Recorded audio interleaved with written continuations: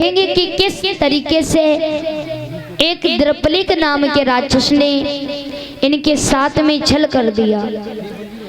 एक दिन रानी जो पवन रेखा थी वो सहेलियों के साथ में घूमने के लिए जाती है बगिया में। सभी सखियां बिछुड़ जाती हैं, पवन रेखा अकेली रह गई। और एक द्रपलिक नाम के राक्षस ने जब देखा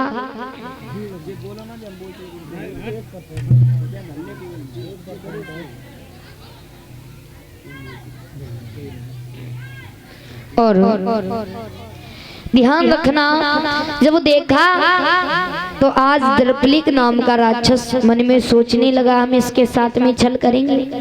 लेकिन क्या किया उसने, महाराज उग्रसेन का रूप धारण किया और पहुंच गया। कहने लगा तुम्हें किसी से भयभीत डर नहीं होना, मैं तुम्हारा पति हूँ। लेकिन धोखा से क्या किया कि धोखा से नीच ने और कियो सती संभोग प्रकरे गयो अंत में वो पापी की संयोग। धोखा से वह पतिव्रता धर्म को नष्ट करने के लिए अंत में जब अपने रूप में आ जाता है तो रानी पवन रेखा कहने लगी हो रे नीच, यदि मैं पहले तुझे जान लेती श्राप देकर के मार देती। अरे तेरा ओए सत्यानाश अधर्मी धर्म बिगाड़ो।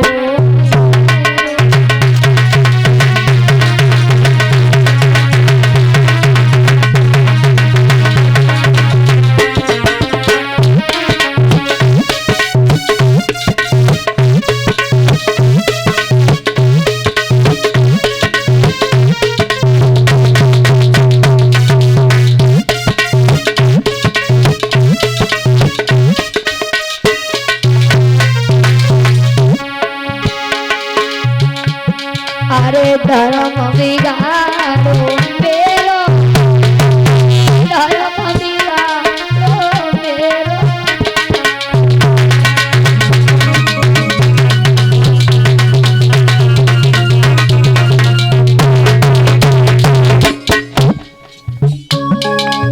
धर्म बिगाड़ो मेरो, अभागे धर्म बिगाड़ो मेरो।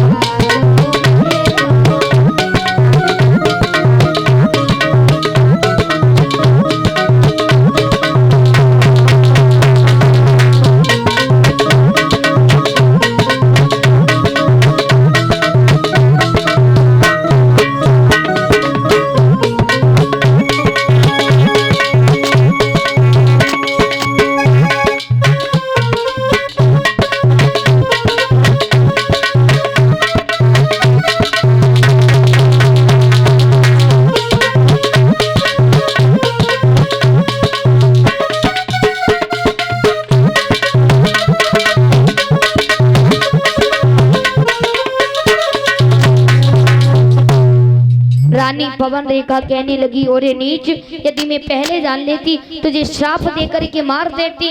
ध्यान रखना, इधर द्रपलिक नाम का राक्षस कहने लगा सुनो, तुम्हारे कोई पुत्र नहीं था इसलिए मैं तुम्हें वचन देता हूँ तुम्हारे घर में पुत्र पैदा होगा। रानी पवन रेखा कहने लगी हाँ होगा, वो तेरा जैसा नीच कमीना होगा। बोले हाँ बिल्कुल, कि मेरे जैसा योद्धा होगा और बलजीत न कोई पाएगा। और राजा नर की बात क्या बस यहीं पर बतला।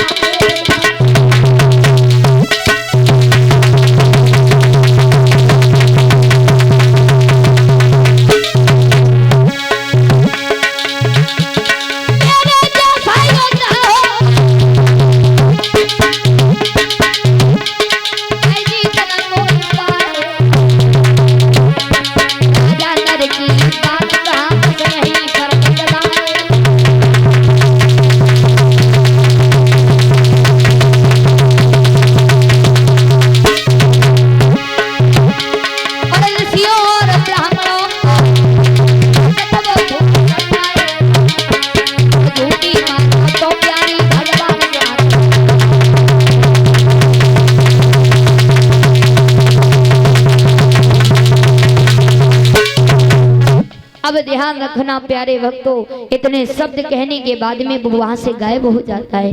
रानी पवन रेखा आई, कुछ भी नहीं बताया कि मेरे साथ में क्या क्या हुआ।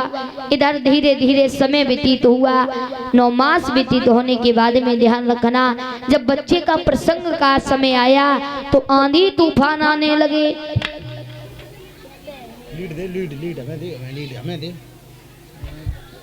मेघ गरज रहे हैं, ऐसा ही नहीं आंधी तूफान आ रहे हैं, ऐसा ही नहीं।